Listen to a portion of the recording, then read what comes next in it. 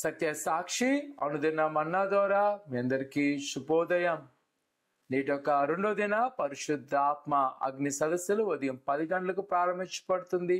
దేవుని యొక్క సన్నిధిలో పాల్గొవలసిందిగా కోరుకుంటున్నాం. నేటి యొక్క వాగ్దానము యెషయా గ్రంథము 12వ అధ్యాయము 3వ వచనం. కావున మీరు ఆనందపడి రక్షణ ఆధారములైన బావుల్లో నుండి నీళ్లు చేదుకొందురు. ఆ దినమున మీరు ఇలాగందురు. పరిశుద్ధుడైన దేవుని యొక్క ప్రవచనాత్మకమైన మాట. ఆనాటి యూదా ప్రజలు దేవుని యొక్క ఆజ్ఞను అతిక్రమించి వారు వెళ్తున్న సమయంలో ప్రవక్త అయిన యెషయా గారి ద్వారా గద్దిస్తూ, కానీ వారు ఎప్పుడైతే ఆ మాటకు లోబడతారో, దేవుని యొక్క మాటకు లోబడతారో, మరలా నేను మిమ్మల్ని బలపరుస్తాను. ఏదైతే మీరు కోల్పోయి ఉన్నారో ఆ స్థితి నుంచి మరలా నేను లేవనెత్తానని ఆనాటి యూదా ప్రజలకు ప్రవక్త అయిన యెషయా గారి ద్వారా ప్రవచించడం మనం చూడగలం. ప్రియ కుమార్తె, ఈ దినాల్లో మనలో కూడా ఒక నిరుత్సాహం ఉంటుంది.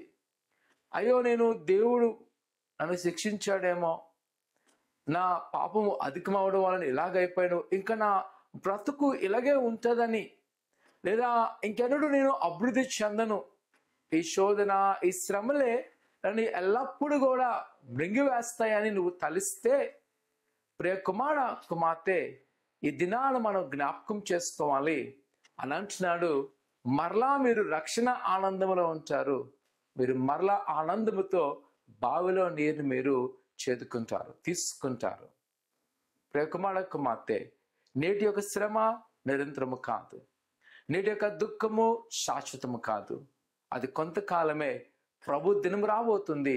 ఆయన మరలా నిన్ను నన్ను నూతనపరచగలడు. కావున భయపడద్దు, ఆందోళన చెందద్దు. ప్రభునందు నమ్మకంగా ఉందాం. ప్రార్థన చేసుకుందాం. పరిశుద్ధుడా, ఘనమైన దేవానికి వందనాలు. నీ బిడ్డలైన వారు మీరు జ్ఞాపకం చేసుకోండి.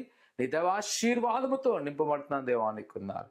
ఇదిగో మరి ముఖ్యంగా వారి జీవితంలో ఏదైతే కోల్పోయినారో, ఇది జరగదనుకున్నారో అలా ఈ దినాన్ని నీ గొప్ప కార్యం చేయండి.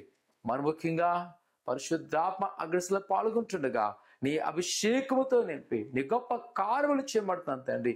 నీ దైవాశీర్వాదం నింపి బలపరచుకోమని యేసునామమున తండ్రి, ఆమేన్. భయపడద్దు. ప్రభు యేసు నమ్ముకుంచండి. ఆయన తప్పనిసరిగా కోల్పోయిన ప్రతి జీవితానైనా తిరిగి కట్టబోతున్నాడు. నేటి యొక్క ఉదయకాల ప్రార్థనలో పాల్గొని దేవునికి అభిషేకం పొందుకోవాల్సిందిగా కోరుకున్నాను. దేవుడు దీవించును గాక. ఆమేన్.